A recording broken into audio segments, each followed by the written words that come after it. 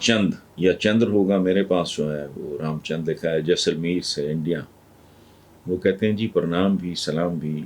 Be B C پہ ایک column نگار نے معنی خیز جملہ اپنے کالم میں لکھا ہے جو حرف بحرف پیش کر رہا ہوں. جب معاملات جانبداری کے بس میں نہ رہیں اس وقت غیر جانبداری کا اعلان کر دینا. کچھ اور تو ہو سکتا ہے، غیر جانبداری ہرگز نہیں. مانا کہ یہ پاکستان کا اندرونی معاملہ ہے، مگر ہمسایہ ہونے کے ناطے ہمیں پاکستان کے حالات سے دلچسپی ہے، اس لیے اس جملے پہ ضرور کچھ کہیں. رام چند صاحب، پہلی بات تو یہ ہے کہ بالکل آپ کی دلچسپی جائز ہے، ہونی چاہیے. دنیا بہت تیزی سے گلوبل ولیج میں تبدیل ہو نہیں رہی، ہو چکی ہے. تو پاکستان اور ہندوستان تو قریب ترین ہمسائے ہیں، صدیوں ہم نے اکٹھے گزاری. آپ کو تو دور دراز جو ملک ہیں ان کے معاملات میں بھی ایک ہوش مند پڑھے لکھے آدمی کو دلچسپی ہونی چاہیے. جہاں تک آپ کے سوال کا تعلق ہے، بات 100% درست کی ہے جس نے بھی کی ہے، کیونکہ ایک وقت آتا ہے جب غیر جانبداری، بزدلی، کمینگی، منافقت اس طرح کی چیز بن جاتی ہے. دیر از اے لمٹ، ایک سٹیج ہوتی ہے. یہ اتنا کوئی بلیک اینڈ وائٹ نہیں ہے یہ معاملہ. ایک فیز ایسا ہوتا ہے جس میں غیر جانبداری بنتی ہے، ہوش مند انسان ایسا کرتا ہے. اور خاص طور پہ اگر وہ خود پرسنلی بھی وہ کنفیوژن کا شکار ہو، اور پھر حالات کا تقاضا اور ہوا کا رخ اور کدھر جا رہی بات. بٹ دین ڈیفینیٹلی جب بالکل ہی معاملہ امام علی مقام حسین اور شمر کے سامنے آ جائے تو پھر غیر جانبداری بھی جو ہے وہ جانبداری ہی کہلائے گی، جس پہ تاریخ ہمیشہ آنسو بہاتی رہے گی. پاکستانی وزیر خزانہ مفتاح اسماعیل کا ایک بیان سامنے آیا ہے کہ اب قرض دینے والے ممالک محتاط ہو گئے ہیں، اس وجہ سے ہمیں مشکلات پیش آ رہی ہیں. اس اعتراف پہ آپ ضرور کچھ کو کامنٹ کریں. تو حسین احمد صاحب، اب قرض دینے والے، انہوں نے کہا نا اب قرض دینے والے ممالک محتاط ہو گئے ہیں. بھائی ان کو پتہ لگ گیا ہوگا کہ بڑے فنکار آ گئے ہیں، اب وہ محتاط ہو گئے ہیں. تمہیں پتہ ہے وہ لوگ آ گئے ہیں جن کی ہتھیلیوں میں چھید ہیں.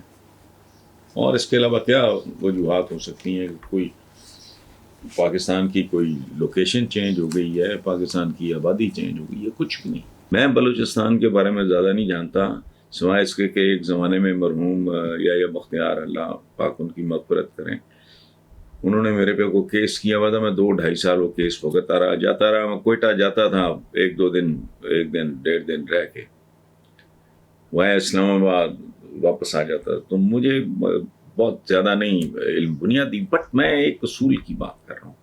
آپ نے لاجیکلی بات کی، لیکن یہ اور طرح کا. دیکھو 18 سال سے پہلے کیا بچے کو کیا نہیں لگا ہوتا جو بعد میں لگتا ہے؟ آپ کہتے بالغ نہیں. اور یہ کل کی بات ہے انگلینڈ میں جو جمہوریت کی موجد ماں ہے. تو یہ رائے دینا مطلب یہ بڑی عجیب و غریب بات.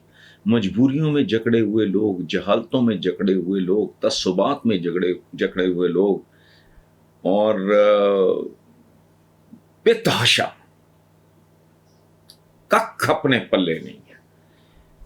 پنجاب کی حد تک میں جانتا ہوں تھانے کچہری کا خوف ہے، یہ بدماش ہے، یہ کان ٹوٹا ہے، یہ تنگ کرے گا، یہ جھوٹا پرچہ کرا دے گا، یا اس کا کوئی چمچہ جھوٹا پرچہ کرا دے گا.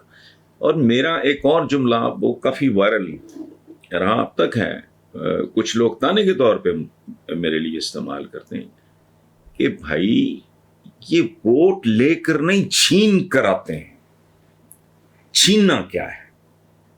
ایک تو یہ نا گن پوائنٹ پہ رازن ہے، کوئی ڈاکو ہے، اسلحے کے زور پہ اس نے لوٹنے کے ہزارہا طریقے ہیں. پاکستان میں فائنانس کمپنیوں سے لے کے جو ڈبل شاہ تھا جو ہمارے گجرات کا، اس طرح کے کئی فراڈ ہیں. تاج کمپنی کتنی نامور کمپنی تھی، قرآن پاک کی اشاعت ان کا کام تھا، لوگوں کے پیسے کھا گئے. جعلی ہاؤسنگ اسکیمیں بنتی ہیں، ان کے نام پہ کھا جاتی ہیں.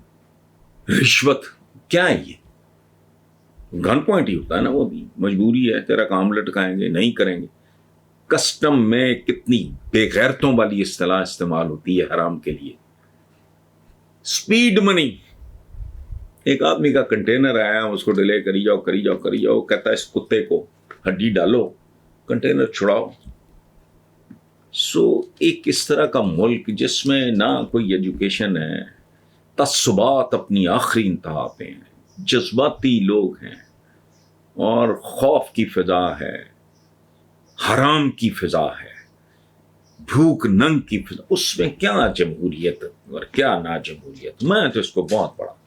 اس کے لیے انگریزی میں ایک لفظ استعمال ہوتا ہے شیم ڈیموکریسی. جیسے پاکستان کے ایک دانشور نے ایک زمانے میں شیم ڈیموکریسی لکھا تھا, تو میں اس زمانے میں جنگ کے لیے لکھتا تھا, تو میں نے کہا یہ شیم ہے, شیم نہیں ہے. تو بہرحال شیم ڈیموکریسی, فراڈ.